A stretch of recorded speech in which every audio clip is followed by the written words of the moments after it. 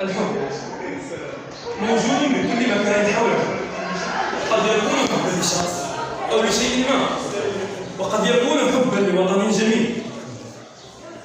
الوطن هو بضع أحرف تكون كلمة صغيرة في حجمها هذا شكلا، أما في المعنى فهي كبيرة. فالوطن هو الأم والأسرة. الوطن هو الحب الدافئ لكل مواطن على أرضه، ومهما ابتعدنا عنه سيبقى في قلوبنا دائما. ومن واجبنا أن نسعى للالتزام بقيم المواطنة الإسلامية كالجهاد والتضحية في سبيله، اقتداء بالملكين الراحلين الملك محمد الخامس والحسن الثاني طيب الله ثارهما، اللذين أخذا على عاتقهما تحرير البلاد من الاستعمار وتوحيد التراب الوطني.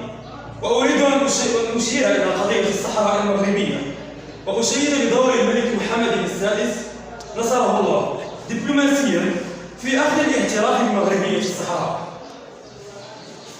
والتي ضحى من أجلها المغاربة بطرد المستعمر الإسباني منها.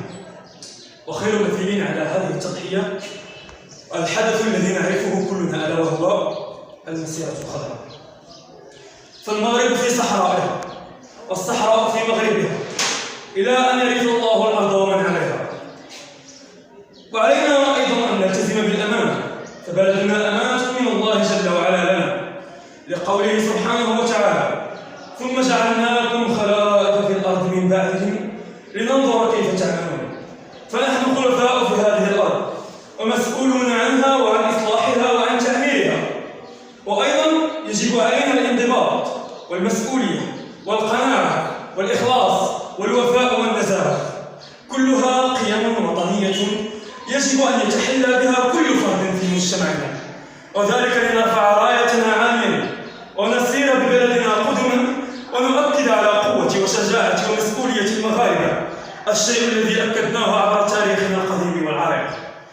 واختتاما أريد أن أنهي كلامي ببعض الكلمات المعبرة في حق وطني. حب الوطن ليس ادعاء، حب الوطن عمل ثقيل، ودليل حبي يا بلادي سيشهد به الزمن الطويل. فأنا